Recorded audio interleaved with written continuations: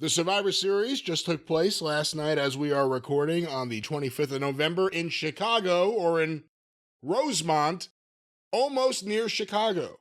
Or in Wrestling Land. They've renamed it. Instead of Chicago Land, it's now Wrestling Land, because that's what the only place that has wrestling these days. In the Allstate Arena, formerly the Rosemont Horizon. Another name I love for an arena. The Rosemont Horizon, rather than the Allstate Arena. The Rosemont Horizon is a cool name. And it was a cool name. And the tradition with the WWF goes back to WrestleMania 2. And I guess they did house shows there before that, but I mean the big show history. Immediately we are shown that AEW got energy drink and WWE gets Ruffles. There were Ruffles, there were bags of Ruffles sitting on the announcer's desk. The Ruffles was lit up on the LED boards around the ring. There were Ruffles on the screen. What do you think is a more popular product to consume in the United States of America today? Energy drink or Ruffles potato chips? I don't want to go off on AEW right now. We're going to review Nitro later. Nitro? We're going to review Dynamite later. Freudian slip there. But it looks bad when they show the screens and you just see the Ric Flair cartoon saying Woo Energy. It's a brand no one knows. It doesn't look like... Again, Ruffles and Slim Jim were the two sponsors here. Yeah. And Coca-Cola and Kleenex and goddamn just iconic. I don't know whether Ruffles are as big around the world, but if, there's a choice of two potato chips in the United States. If you're going to go with your Lay's or you're going to go with your Ruffles. Where do you fall? Where do you fall with Pringles? Well, I was about to say, then there's the renegades amongst them that want the chips in a can and go for the Pringles. But, Pringles are not literally potato chips. They were sued by the Lay's people. And they had to stop calling themselves potato chips because they are not potato chips. To get the uniform shape, it is a potato puree that's made from potatoes and other things and is then shaped and baked in that particular shape, which was engineered in the laboratory to prevent breakage in the tube, because it's a geometric shape that puts all the pressure on the chip equally and prevents breakage. Were you aware of that? Why did it bother the Lay's people so badly that they were calling themselves potato chips? Because they were selling a lot of them. And they were trying to fuck with them. It was just like the WWE and AEW, only on a chippier scale. What do you think about Ruffles? Ruffled potato chips. The potato chips from Ruffles? What do you think? I'm a Lay's man myself because I like the more genuine potato taste without the sharp corners that potentially can gouge your upper palate. What do you think of the baked chips?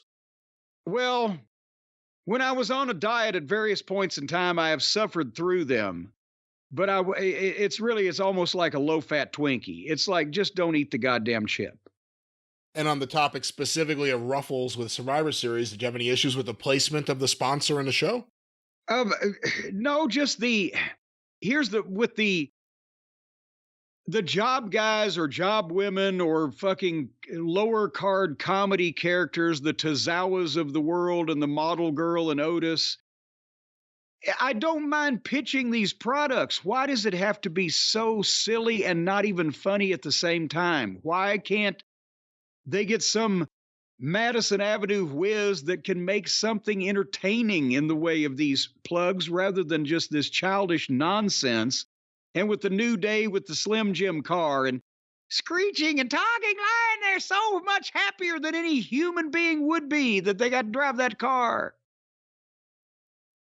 Well, it kept him from the ring, so don't complain too much. Well, I'm not going to complain about that, but I wish that with Endeavor's contacts for sponsors would also come their contacts for advertising people to make the goddamn spots entertaining. instead of just silly and stupid and grown people acting like idiots. Did that answer your question? That does. One other question. So AEW has Woo Energy as their big sponsor. What do you think of WWE still having Ric Flair's Woo in the beginning in their opening montage? I think there's not a goddamn thing that AEW can do about it because they own that audio and video. And that's another little... See, they're farting in their general direction. Was that what that was? That was a fart in a direction? Yeah. Oh, it's like a sputter start there. Okay. Yeah. It's just a general direction fart. Okay, speaking of a general direction fart, let's hop over the front of this. The Women's War Games was first. And everybody knows what I think about it. And I don't care whether you're men or women. You don't have dinner before you have dinner. You don't take a shower before you take a shower. You don't have a War Games before you have a War Games match. Especially when both the babyface teams and or the heel teams are doing the who can you trust and there's dissension and blah, blah, blah. And then they manage to figure out ways to have garbage cans and chairs and tables and kendo sticks and hats on a hat in both these matches. The biggest trash can lid I've ever seen. Yes. It just, so I was not going to watch a War Games match before I watched the main event War Games match because then I wouldn't like either one of them. I wouldn't like the first one because it was women doing it. And if the 90-pound Japanese girl can fucking put a garbage can, this was on Twitter, over her own head and dive off the top of the cage onto the other girls and nobody dies, then what are they going to do to the men? So I skipped that for the good of the rest of the fucking review, and we were nearly 1 hour into the show before that was over with. I'm sorry. It doesn't make any sense to me to do that, especially with women, even with men, on the same fucking show. Come up with it on one of the other pay-per-views, big or small, I don't care. Book a program between the women that necessitates a War Games match and have it all by itself on the show along with matches of other stipulations. And then at least it would make more sense, but because you have a men's War Games match it's phony as a football bat to put the women in the same thing, and it dilutes everything they're going to try to do. And since they can't even get by without bringing the goddamn furniture into the fucking ring and putting the hat on the hat, at least you wouldn't have had a hat on a hat on a hat on a hat. So tell me what I missed. You missed a fine women's War Games match. Big moment where Becky and Charlotte hugged. The Sting Nikita Koloff 92 War Games moment where the two people who are awkward around each other embrace each other and then go back to kicking ass. A fine match for what it was, the women's War Games.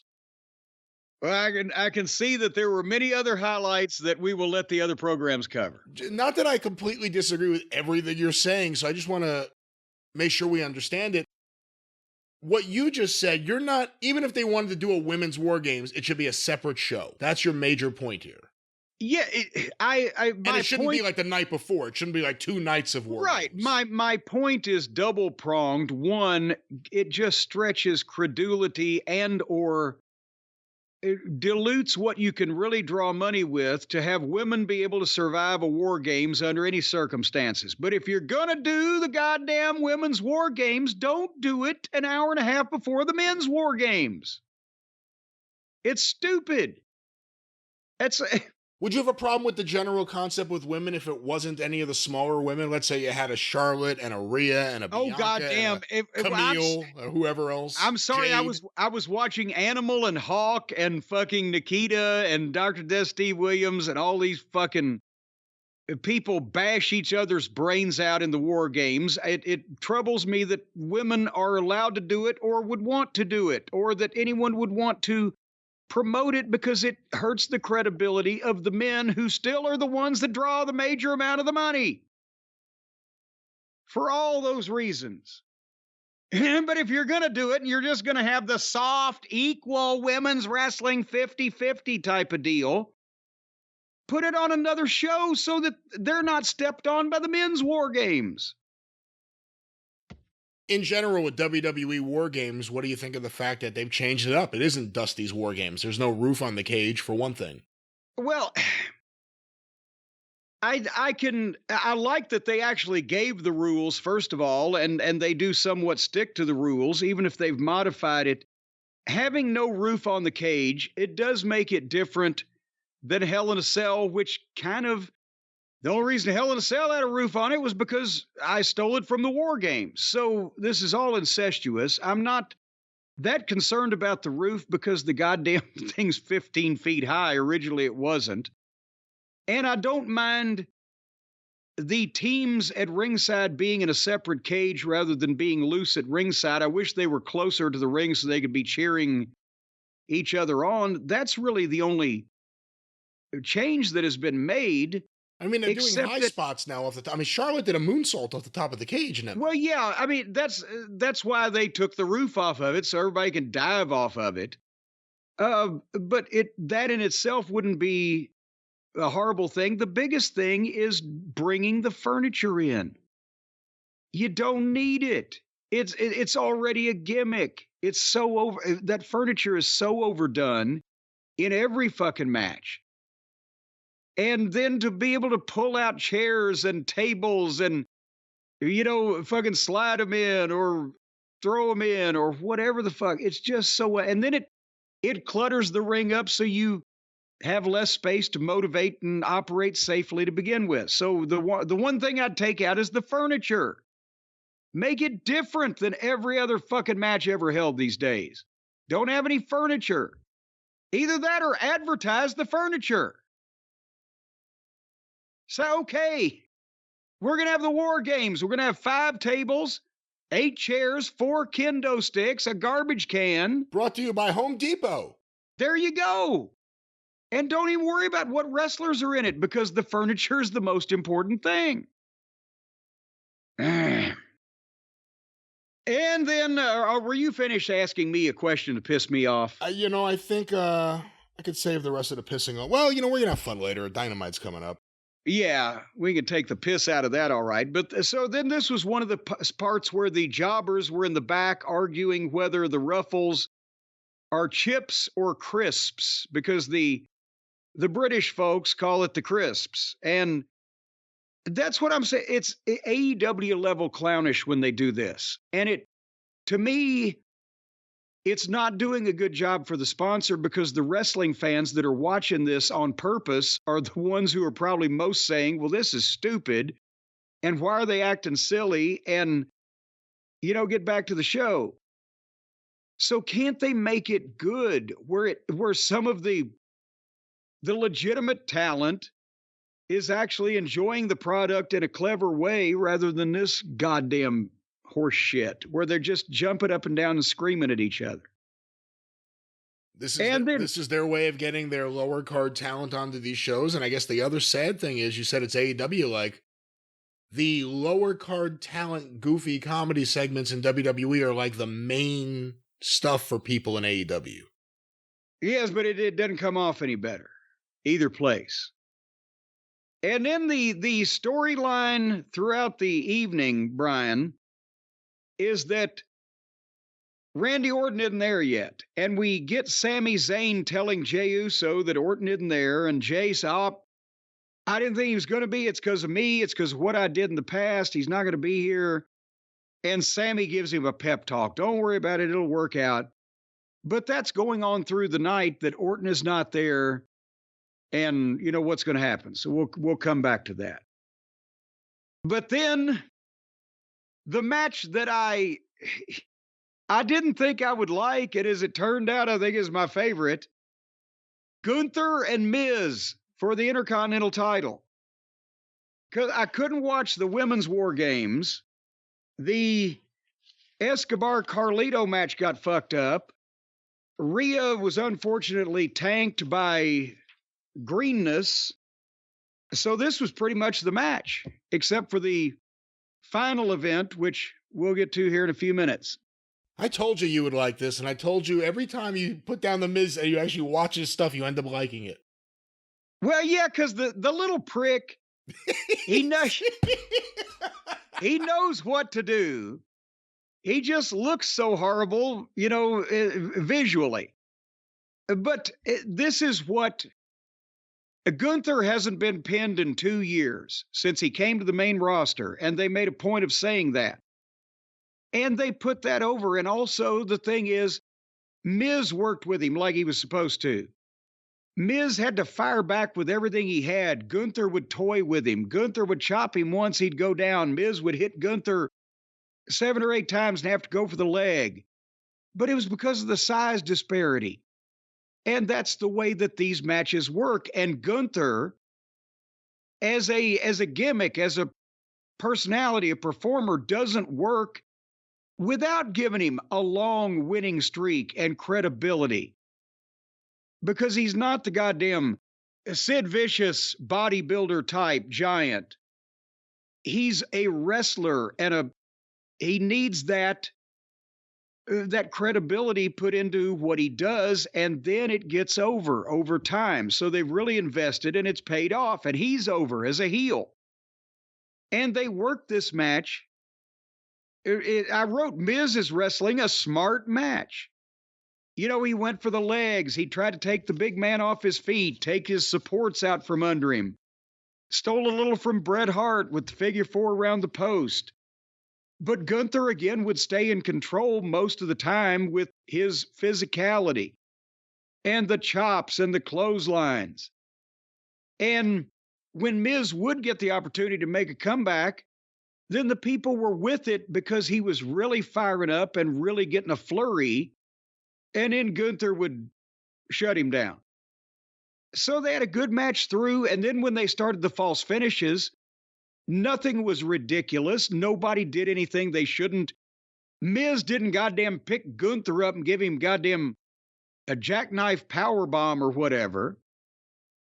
They went back and forth with Miz trying to be more resourceful and Gunther being more powerful. And then finally, they did the deal where Gunther got the sleeper and Miz, in holding on to the turnbuckle, pulled the pad off. And as the referee goes to put it back on or whatever, Miz went to mule kick him in the nuts, but he missed it. So he turned around and just football kicked him right in the nuts. And the people went crazy. And Miz is wrestling at this point as a babyface like MJF does as a babyface, to do the dirty tricks to get the babyface pop. Do you see what I'm saying? Yeah. It's the same concept, but MJF is better verbally, it is fresher, and it got over to a smarter audience. But nevertheless, and I don't mean smarter in terms of intelligence, I mean in terms of the inner workings of wrestling, the AEW audience is somewhat smarter. Anyway, boom, boom, boom, they go a little bit back and forth, and then finally, Gunther hit a splash off the top and got a deep hooked Boston Crab on him. And Miz couldn't get the ropes and finally had to tap. And it was an okay finish, but a really good match, and it continues to elevate and or keep Gunther over. This was never, now that we see how this worked out, it was not meant to. I had trepidations. They were going to ruin it. But it's not meant to stop Gunther's streak. It's meant to build and elevate him more for whatever they've got planned.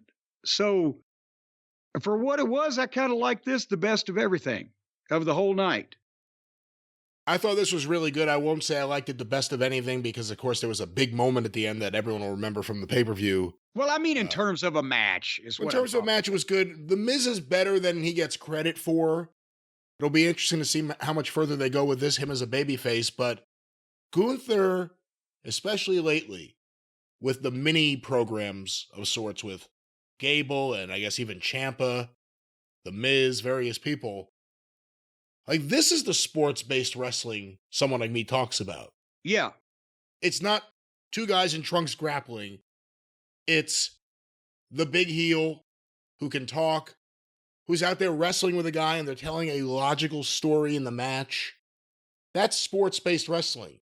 Treating it all like it's legitimate, not let's go out there and very gingerly exchange holds. And Gunther also openly saying, "You're an entertainer, or these people are entertainers. The ring is sacred to me. I'm a sportsman." That feeds into that and makes it work. Because he's a prick trying to take all the fans' fun away. Like me. But yes, sports-based Gunther. That's what we ought to call him.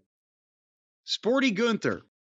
I mean, just think about everything for the Royal Rumble coming up. Just everyone involved, and then Gunther. I mean, they have all these guys at the top, and Gunther's, I mean, technically he's not a top guy, but he's the Intercontinental Champion. They're developing this. It's working for him.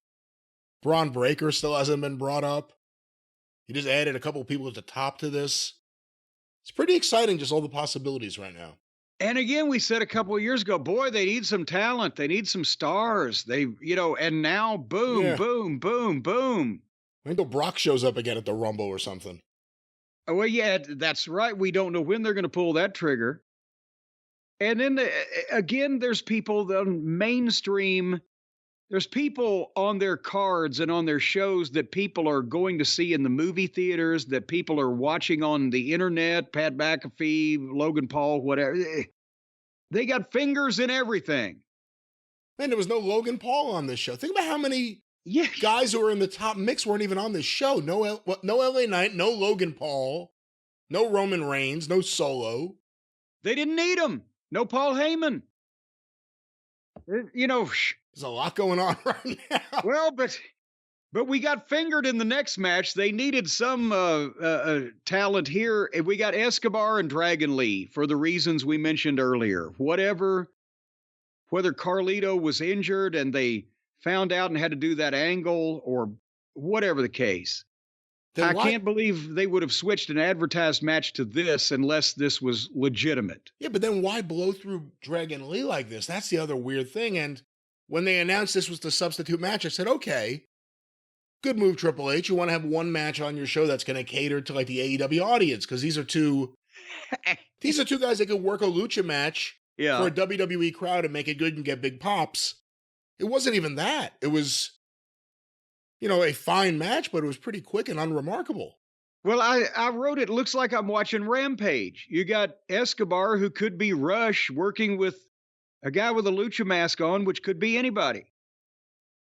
And in 8 minutes, he just hit a power bomb on him and some other kind of move, and boom, 1, 2, 3. Thanks for coming, Mr. Lee.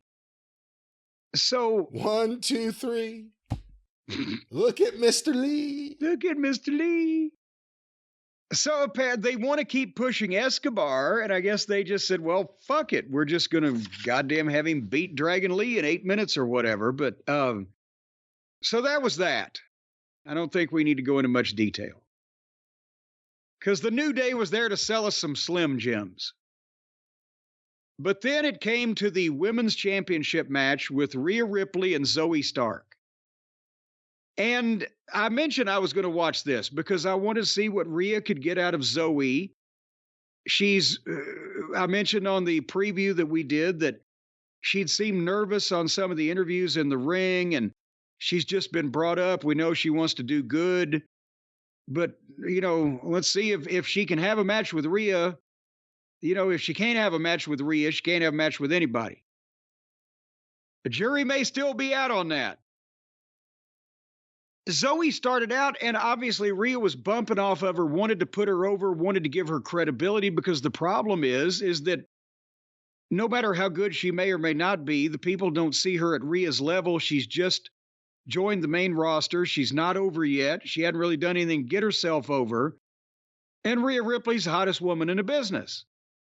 And they've got the dynamic that even though Rhea's the heel, the people cheer her, either when she's by herself without the Judgment Day or just if she says something with the Judgment Day. They boo them, they still cheer her. So when Rhea, she was bumping and selling for her, but the people were kind of like, eh. And Zoe was going 100 miles an hour at the same pace and doing a lot of. Did you notice it seemed like she was trying to do complicated shits, thinking that was going to impress people and get her over, but what it ended up being was too complicated and it got sloppy and or just too rushed when Zoe was in control? Maybe a bit, yeah. And because when Rhea stopped her and the fans started chanting, "Mommy, Mommy," Zoe came back, but it was starting to get, it was just rushed. It was sloppy. It was the same speed. She spent a lot of the time in the match screaming. Zoe did, "Ah," like the fired up scream, trying to get the fans with her, and the fans weren't with her because they like Mommy.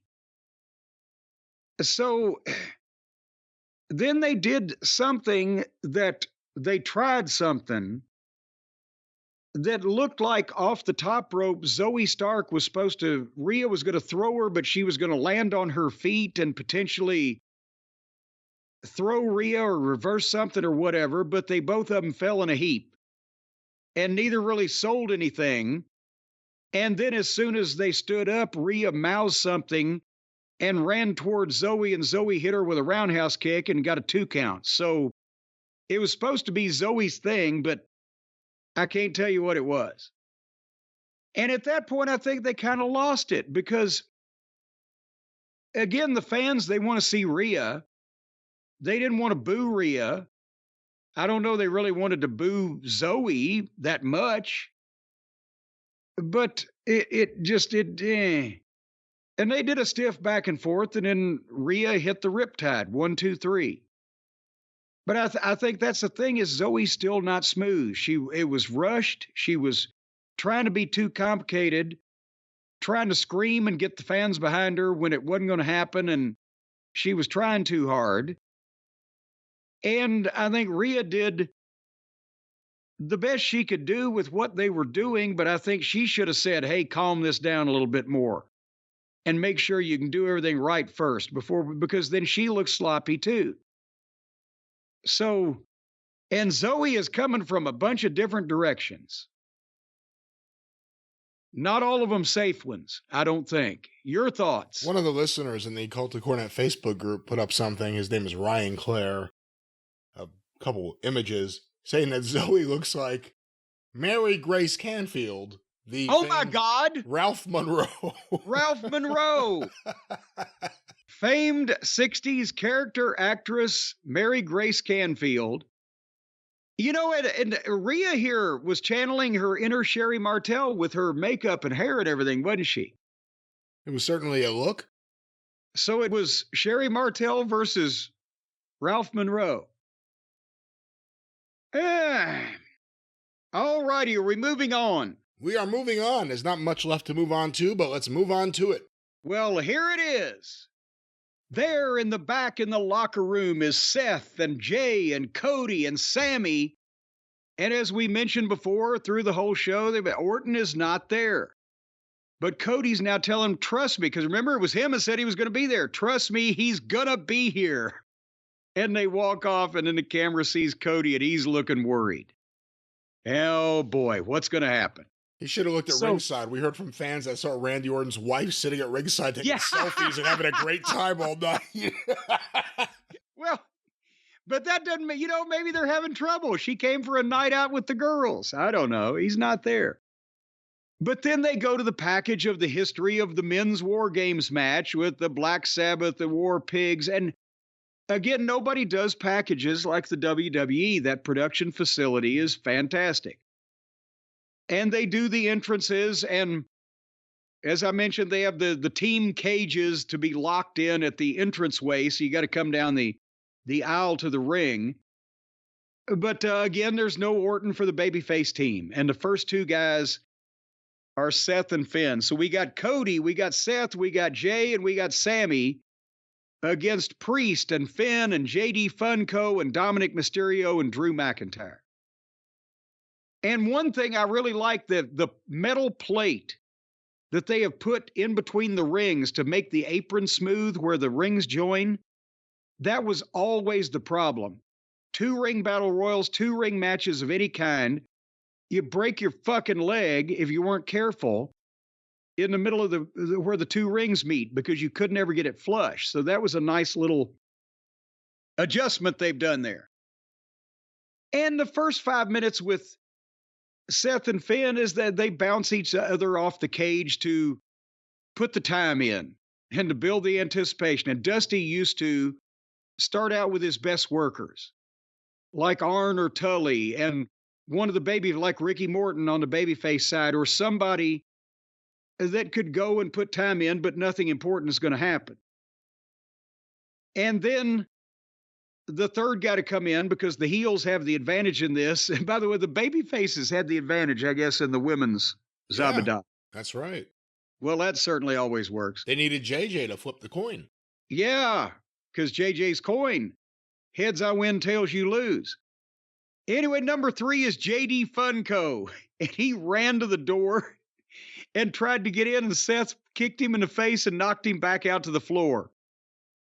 So he grabbed 2 kendo sticks and brought them in. I was like, they couldn't even wait the first 6 minutes before they're bringing the shit in. And then the heels beat Seth up with the kendo sticks for 2 minutes. And what does it bother you as bad as it bothers me with the maybe a chair or a set of brass knuckles snuck in by a manager or crafty heel or one weapon? But by the time it's over with, we've got a table, we've got multiple chairs, we've got a kendo sticks, we've got whatever the fuck. Am I just alone in this, or is it unnecessary and just makes everything look stupid and the same? Well, it makes everything look the same. I think that maybe answers the other things, if it's necessary or not. If everything looks the same, what good is it? Who knew in 94 when the Sandman started using the Singapore cane because Michael Fay got caned in Thailand or whatever? Does anybody even understand that now? Does anybody even know what you're talking about now? Well, I assume a lot of the listeners know exactly what I'm talking about. Oh, goddamn, when you assume, you make an ass out of you and me. I've assumed that people knew shit from 30 years ago, a lot they didn't know. This fucking kid in Singapore, what did he do, get caught shoplifting? Some minor offense, he was an American citizen, and they fucking took him to court and sentenced him to be caned. They played it up in the media here like it was the worst thing. Like, oh my God, he'll be caned. He'll never be the same. And you're like, oh my God, it really does sound awful. Yeah. So they introduced it into wrestling. At the time, the Sandman started using it, and then it never went away. We're still using, now it's the kendo stick, not the Singapore cane, but it's the same thing. Anyway, so number 4, Jey Uso comes in. He's carrying his own chair. And he makes a comeback with the chair and blah, blah, blah. And then Drew was waiting to come in next, but when the time came, Priest stopped him and said, stick to the plan. And Priest went in. So they're teasing a little dissension there. But then when Priest goes in, the other heels were selling, so the baby faces that backed up and, okay, let Priest come in the door, and then rushed him. And then the other heels jumped up and blah, blah, blah. But somehow Priest had a metal baton that even the announcer says, is that a baton of some kind? And you saw it was like shiny. And he hit everybody with it and then tossed it away, and you never saw it again. Brian, if you're in a fight against multiple opponents and you have a weapon in your hand, do you use it a couple times and say, okay, well, I've done that, now I'll go back to my bare hands? Well, in some of the older video games, you could use a weapon a few times and then it would just like disappear. You've used it too much. Apparently that's one of these. That's what, again, they've just got to use the shit for the sake of using it for a pop, whether it makes any fucking sense or not. And there's a way you can do both and not overdo all this shit. So then the heels are beating everybody up with the weapons. And then here comes Sammy. And Sammy uses a kendo stick and slams the door on Finn's head and then pulls out a table and slides it in. And then he makes a comeback while the table's just in there. And then he goes to the top of the cage and JD catches him up there and they fight. And then Sammy pulls a quote unquote lead pipe off the cage and jumps off the top rope and hits JD and Priest both over the head with it. But they're okay. It's a fucking lead pipe. Am I being too picky that they get up and continue fighting after being hit over the head with a lead pipe from a high distance? And then they have more garbage match. And then here comes Drew. And Drew manhandles everybody. And then he faces off with Jay. And Drew wins the exchange with Jay.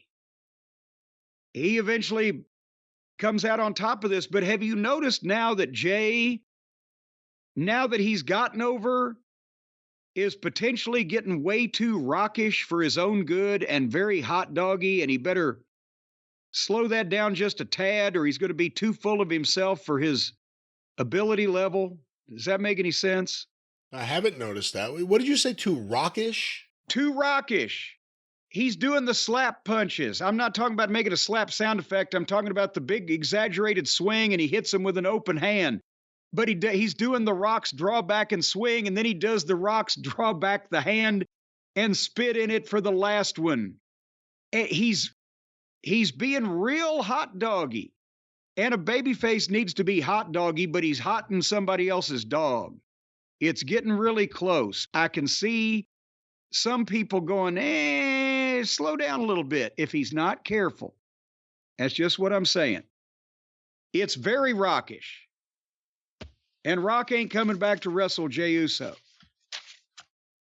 So then Drew beat Jay up. And then they all started fighting again. And then here came Cody.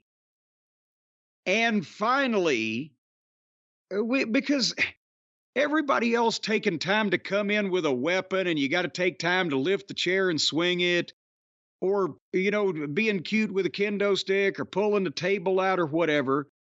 Cody was a babyface that came in and made a fucking fired up comeback with his hands and wrestling moves and got the match off its ass. And Cole mentioned that Dusty invented the War Games in '87, and this is Cody's first ever War Games in the match that his dad invented, which was kind of nice to add to the story. On the same night, it's Charlotte's first War Games, too. So a Flair and a Rhodes have their first War Games on the same night. There you go. 36 years later. And then Cody pulled a bull rope and a cowbell in as a nod to Dusty. But that was the spot so that Seth could grab the other end and they have their moment of tension. Are they going to work together? Are they not? And then they do it by double clotheslining the heels with the bull rope. And I would like to have seen more cowbell, man. But then it kind of got lost in the shuffle. And then number 9 was Dominic, and they did that perfectly because when he came in, see, that's the thing. Nobody else could really feed for a big comeback besides Cody, or besides for Cody's comeback, because everybody else was doing the weapons. At the same time, they did the opposite for Dominic, in that nobody took him seriously and didn't watch when he was coming in, and he was able to jump everybody from behind. And then all 4 of them stood up and cornered him, and he shit himself. And then they all started beating him up. And then there's more, back and forth, blah, blah, blah. And the heels pretty much take over and destroy the baby faces. And Priest gives Seth the razor's edge through the table they finally used. And then it's time for number 10. And there's nobody there. Orton's not there. And then here comes Rhea with the briefcase and the referee. She's going to take it to Priest. He's going to cash in on Seth while he's laying there. And before the fucking actual cash in can occur, then Orton's music hits, and then here comes Randy Orton, and the place goes ballistic. Now, Brian, do you know what my biggest problem is with what I just said and what they've done here? No. Why was Randy late? Why wasn't he in the cage with his other partners? Exactly. If he was there, why did his partners didn't see him? He just got there and changed when the match started. Nobody sent a word out. They didn't close up the loophole. They were milking it because people would think it was Punk. And people did chant mildly throughout some parts of the match, CM Punk, CM Punk. And they wanted to milk it just to see if Orton was going to work together with the other guys, whatever. But there should have been, and maybe there will be on Raw. Maybe he'll say, oh my God, my cell phone was dead and the fucking limo was in a ditch and we couldn't call. And so I got there and changed in the limo on the way. But any reason, even in storyline, why that Orton would have been late, not there. They didn't know where he was. The partners didn't know. What was the delay? He came out walking normally like nothing was wrong. Because you don't get the pop if he's in the cage with his partners. Well, exactly. But the whole fucking deal is when you do something like this, you've got to give a plausible storyline explanation to cover up why, instead of just saying, well, we just jacked y'all off. You see what I'm saying? There was no reason for him to be late. Well, his partners didn't know if he was going to be there. I guess that's why they teased the whole thing, just so they had some kind of excuse to get the pop. Even if he was to come out Monday night and say, fucked you guys around, didn't I? You were scared shitless. I wasn't sure I wanted to do it. Something. He should say, I was hanging out on the bus with Punk. There you go. That would explain it. But anyway, so here comes Orton. And he makes a comeback. First on Dominic, and then on JD, and then on Finn. And then he and Drew get a face-off. But just at that point, Priest stops him from behind. And you're like, oh, what the fuck? But then the other baby faces get up, and there's a big 10-way. And they do lots of big moves. And Sammy and Seth chase JD to the top of the cage. He's trying to get away, climb out. But they grab him and they throw JD off the cage into an RKO by Orton, who was like framing the shot, like, yeah, put him right here and in storyline, not really. It was a milking of, yeah, throw that little prick to me and I'll break his neck. And then after he did that, that was the big RKO, which we needed to see. And then Orton feeds Priest to Cody, who hits the crossroads, 1, 2, 3. So Priest is the one who dropped the fall, when I thought it would be JD because I figured he'd play the J.J. Dillon part. But JJ McDonough. JJ McDonough, that's his new name. JJ McDonough took the big RKO that Priest couldn't have taken, and then Priest did the job for Cody. So that everything was perfect with the finish. And everybody was in the place they should have been. No explanation for Orton being late in storyline. But then they all celebrated at the end, and they showed the replays, and they had the beauty shot, and they were about to go off the air, and Brian, all was right with the world. Your thoughts on the War Games match to this point? I thought it was all right. Not for me. I like the classic War Games matches. I even love 89, which you've never really said nice things about, even though you were in it. But 91, 92 is a favorite. I'm not a big fan of WWE style War Games matches, and wasn't a big fan of this one. I thought it was all right. You said they were getting ready to go off the air. The image at the bottom right corner of the screen, the copyright notice was up. Yeah. They were about to go off the air. And suddenly, like Mussolini with extra cheese, broiled or fried, the cow must die. When the meat is done, then the toppings fly. You don't have to ask me if I want some extra cheese. I'm the cult of meat with extra cheese. The cult of meat with extra cheese. The cult of meat with extra cheese. Now with tomato. Oh, stop. Come on. It's been a long time, baby. It's been a long time since we cult a personality to like Mussolini. And here he came, and the people went absolutely batshit. It's Chicago. It's jammed. There's 17,000 people. The chants, they sent the baby in the air. There were men. It looked like they were hopping up and down.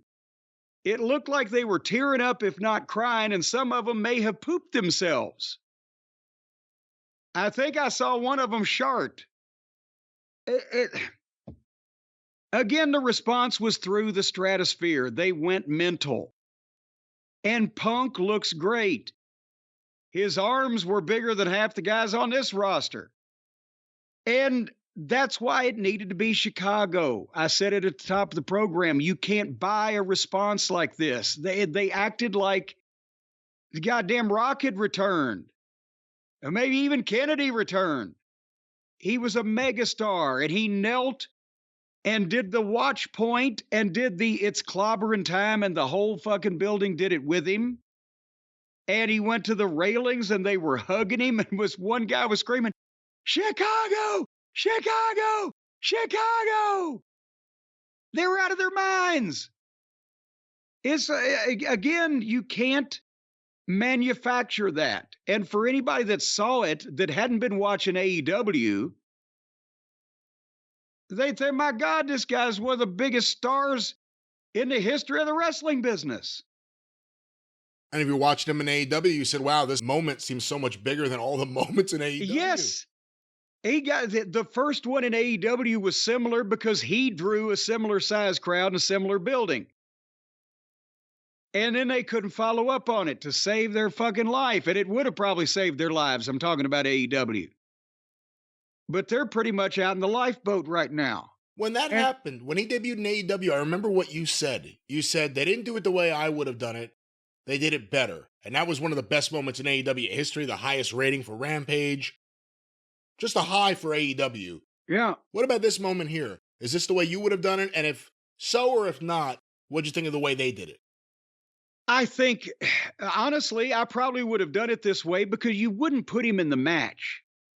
I know when they milked Orton for, they probably had that in the back of their mind. Well, the fans may think it'll be him, and then we'll double swerve or whatever. There was no need for him to be in a match. He just needed to make an appearance, to be there, the announcement needed to be made, and I think we talked about this several weeks ago, whether to make his intentions known, just to let people know that he was there, or just maybe make a challenge, maybe not say anything, whatever the fuck. You didn't need to book him. He didn't need to work. He didn't need to do an angle because this is big enough. If it had been Tony, he might have appeared in the locker room and after the first match and gotten a fight backstage in Seg 4 and been in the main event and, at the end of the show. But this is months of storytelling that they can do. So now the people know he's there and what the fuck is going to happen. You want the fans to ask the right kind of questions. You don't want them to ask, how did he get here? Or who is that guy? Or whose side is he on? Those things they need to know. But you want them to ask, oh my God, what's going to happen when so-and-so meets such and such? Or what's going to happen on Raw Monday night when they talk about what happened? That's good kind of questions. And with Orton's return, I like the way they did it because it's like that classic WWE thing of Jake Roberts will be in the Royal Rumble. We haven't seen him in a while. What's it going to be? They didn't have him on TV. He didn't run in and do something. You had to wait to see. Right. And he was in great shape. With Punk, that moment, that surprise, there was only one way to do it and get it. And they got it. Everyone thought the show was over. Yeah. And then the music hit. And apparently they rushed him in, already after the show had started and secreted him someplace. And then he went out. And that's why I said earlier, I don't know that any of the people in the match needed to know that was going to happen and probably didn't. I think they did for one reason, though. You don't want the wrestlers to get to a point where they don't trust the promotion, the office. Well, but there's no double cross there because he wasn't interfering. He wasn't even coming into the ring in their segment. It was over. They're celebrating. Oh my God, here's a new surprise star to come out and look at you guys. And if you're a professional, then you could probably react appropriately to what you're seeing, but it wasn't a double cross that they had to know or it would compromise somebody's safety or fuck up the finish or the timing or make anybody look bad. So, no, they didn't have to know. Well, that was CM Punk's return to WWE. What was it, almost 10 years in the making? It's going to be very interesting. I think everyone's going to tune in and want to hear what he's going to say. Yes, and we will see if, because Raw has not been doing the level of SmackDown lately, and football's been involved and blah, blah, blah. But I think if they're going to do a number on Raw for anything other than one of these 30th anniversary, we're bringing back everybody from Hogan to fucking Bruno, it's going to be this Raw. So we will see what happens, and we will also need to see what happened with the Collision and Rampage ratings against Survivor Series this time. That's a whole different can of peas. Do you put him on Raw because those rights are still up? Now, say again, now what? The television rights to Raw are still up. Oh, I see. I'm sorry. Is that why you would put him on there instead of SmackDown? Because SmackDown, we already know where it's going to land. They don't really need to do anything to hotshot the ratings right now? Well, no, I think this week you put him on both. Because why would he be on one or the other? He just walked out. Nobody said he's signed to wrestle officially. Nobody said he's signed to wrestle or that he's going to be doing anything officially. So would he come out on Raw because everybody's demanding an explanation? What happened? We don't want to wait a week. We want to hear from this fucking guy. What's going on with you? Would that lead to him saying, as a matter of fact, I'm going to tell the folks at SmackDown my intentions also this Friday? Because he's not been assigned anywhere. He just got there. And as far as we know, he could be a wrestler, a manager, an announcer, or he was in Chicago because he was on his way to Mindy's Bakery. So capitalize. He doesn't have to be on one show or the other. He's not one of the talent roster. Make him an outsider. Maybe somebody wants to fucking challenge him to prove himself. Come on in. Who knows? Do you put CM Punk in a match before the Royal Rumble? Whether he's in the Royal Rumble match or in a separate match, do you put him in anything before then? Or should we just have him talk? I don't see why you would. I mean, you know, I know there's a lot of money in television these days. And so it's not the difference between the pay-per-view is where you should make everybody pay to see everything, and TV ratings or whatever are not as important, but he's going to get ratings for talking. And if you put him on TV, just the idea of, okay, here's CM Punk's debut in 10 years in the ring in the WWE, it's going to be on Raw. What the fuck? That's not where Muhammad Ali's title fights or Mike Tyson's title fights would be, or Conor McGregor. Or what, it wouldn't be on the free fight night broadcast. It'd be on the big pay-per-view. Something to talk about, something to build to create interest in the whole fucking thing. The premium live event. So I would put him in the Rumble, but I wouldn't have him wrestle until he got there. I've been saying it for a long time. Who knows when, but the biggest match in AEW history, Cody Rhodes versus CM Punk. It's going to draw a fortune. Absolutely none of it for Tony Khan. That's right. But hey, the Bucks are going to come back with a big heel run. Oh, yeah. The only run they're going to have is the skid mark down their shorts when they see what the business they're going to be doing is by the time they come back.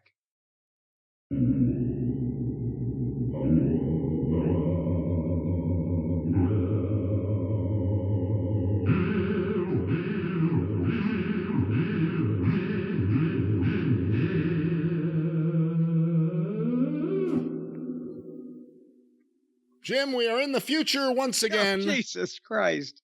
We are in the future, and in the future, AEW still exists, and WWE is still doing their thing, and we are still doing our thing, and here we are once again. We didn't travel that far. It's only really just mere hours in the future. But, God, you almost put me to sleep with the trip and then yelled at me and scared me. You know, I was trying to, before we go any further, with the wrestling. Well, I think we've ended with the wrestling, and now we're going to go to Saturday Night Live next, folks. But this is going to be a real rip snorter. We're going to hear from the other side of this war. But I was going to tell the people before we had to travel, for reasons best left unsaid, about the great box that I got in the mail today here. Well, not today, but here recently now, because we've traveled in time. So it was recently.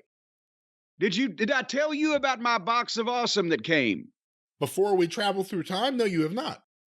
Well, no, I mean anytime. When I was speaking to you off the air, sometimes I do that. Well, no, you haven't. I mean, in the past, you told me about present boxes that you had received, but you didn't tell me about future boxes you expected to receive, and here we are in the future, and I don't know about the past box you recently received. What are you fucking talking about? Did I tell you I got the chill cooler from the fine folks at Wren, WREN, in my box of awesome, most recently here. You did. You said you got the chilled, and it's multiplying.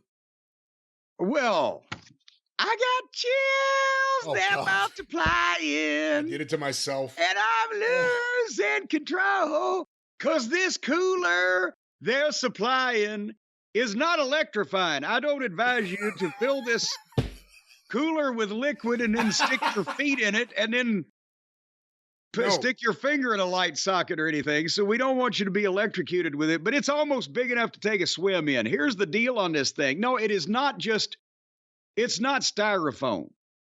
And it's not like a cooler, a hard plastic cooler that you would see, or you would be carrying around and bumping into your legs and everything, or tripping over a big klutzy thing. This is well, I'll read from the material here. You got a tarp-grade vinyl body with a durable waterproof base and lining, nylon webbing straps, a rust-proof zipper, and plenty of pocket space for corkscrews and sunscreen, plus a built-in bottle opener. Just like Ric Flair.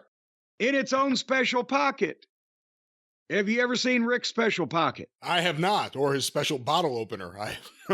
Well, that's what he uses with his Woo energy drinks.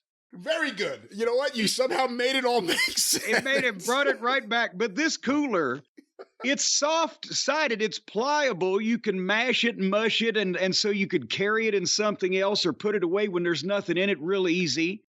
Yet it's highly durable, heavily insulated, and it holds a full case of beer cans or 8 bottles of chilled wine if you choose to go in the direction of being a raging drunkard.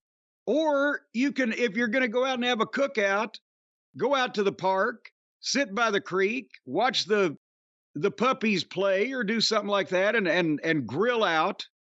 Maybe those of you in Florida, the lower part of Texas, and out in California at this time of year, but nevertheless, anytime.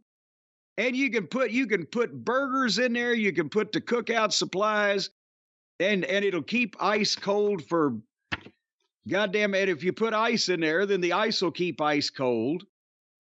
Unless you ask for warmer ice, I'm sure they can give you that too. But nevertheless, the beach or the park or wherever you spend your leisure time can be so much better with the cooler bag from Wren with the stainless steel bottle opener, and it's fucking ginormous. It's just plain big. 23 liters is what it's measured at, tear resistant, up to 375 pounds. And you got the nylon webbing strap, and if anybody tries to, say you're walking down the beach, oh no, and you got this, and it's over your shoulder or your arm with the strap, you're an old lady, you're defenseless, you're 70 years old, and some thug, some hooligan, tries to snatch away your full goddamn case of beer cans. Well, you can fucking hold on to that goddamn nylon webbing strap, and he'll have to cut one of your hands off to get it away from you, because this stuff won't break. Well, there's a great example that obviously all the listeners can relate to. So for all you old ladies out there walking on the beach with all your earthly possessions on hand. Full case of beer cans. Oh, beer cans. That's what it was. Or 8 bottles of wine, if you want to be that way about it. And you know, and by the way, why is the poor woman's family allowing her to walk down the beach with unaided, carrying that much weight? 8 bottles of wine? She's 77 years old. She's got osteoporosis. She's an independent lady. Well, God, they ought to give her some help. Maybe she doesn't want the help. Stuff. You know how much a case of beer weighs? This poor woman, no wonder she's so distracted. She's about to get mugged and hit over the head. But what if it's like a Mae Young? Just like, to the end of time, she's Harley Race. Well, in that case, get out of my way, kid. She'd be the one jumping out from behind the sand dune, hitting some guy over the head and stealing his wallet. But she's not here anymore. Well, in her youth, maybe. I don't know if she was still doing those kind of tactics when her and Moolah were hanging out in Reno or whatever. What did you say, in her ute? In her youth. In her ute? What, have you watched My Cousin Vinny lately? I said youth. You almost got it. You New Jerseyites, I'll tell you. But anyway, you want to know how you can get stuff like this in your box of awesome, folks? I bet it's been a while since some of our listeners have had an awesome box. Well, we can rectify that. They'll stay away from your rectum, though. But all you got to do is go to boxofawesome.com, spelled exactly like it sounds, and you enter the code JCE at checkout, and you get 20% off your first box of awesome. And it doesn't have to be a cooler. It can be anything. As we have mentioned so many times before, the incredible array, the knives, the barbecue rubs, the blacksmithing ware, the multi-tools, the hot sauces, the cocktail kits, the various items from small businesses around the country, possibly even around the world. They may have some small Bolivia. I mentioned the knives. I think you need to re-emphasize the knives. You are a scary son of a bitch sometimes with your knives, Mr. Scissorhands. You can't see what you can't see. But all you do is you go to boxofawesome.com and you take the quiz. They'll ask you questions about what you're interested in, and then they will supply you with things that fit your interests, and boom, you get a new box every month, tons of different categories to choose from, each box valued at approximately $70 on the open market. Some of this stuff may go for $80 or $90 on the black market if you find somebody that's really in need, but you pay only a fraction of that price. And again, you're supporting the small businesses. Yes.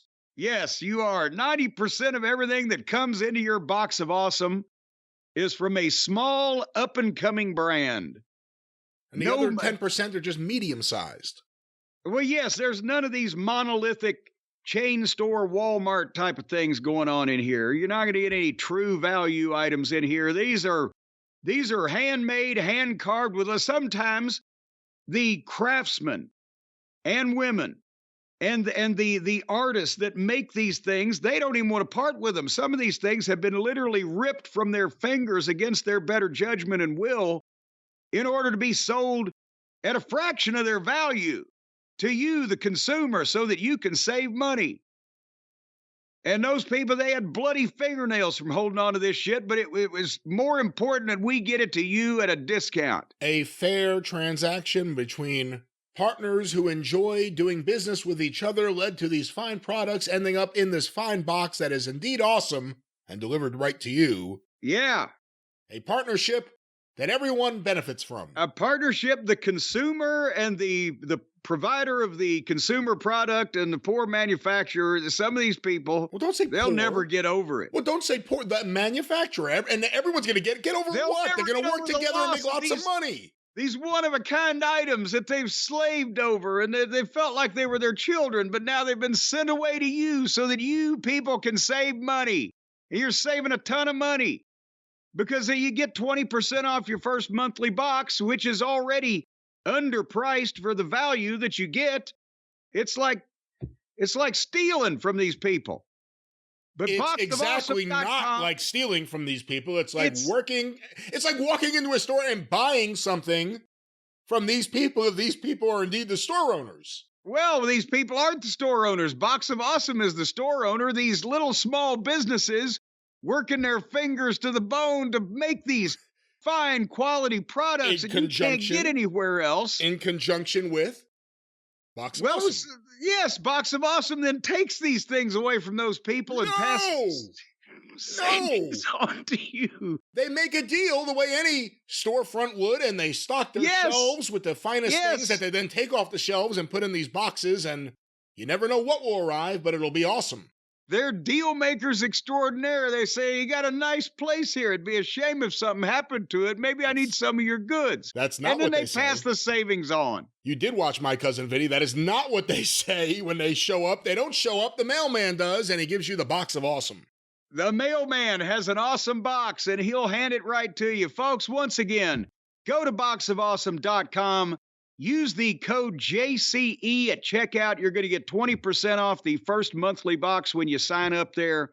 You're going to save a lot of money. You're going to get awesomeness in every box. And, who cares what happens to these small, independent, businesses along the way? Box of Awesome cares. We care. Well, we want to keep stringing them along to get more stuff from them. No, we don't. Yeah. No. Boxofawesome.com. Well, yeah, that. Promo code JCE, 20% off. You can't beat hey, some of these small businesses about to go under. You can save money, buy your shit back from us.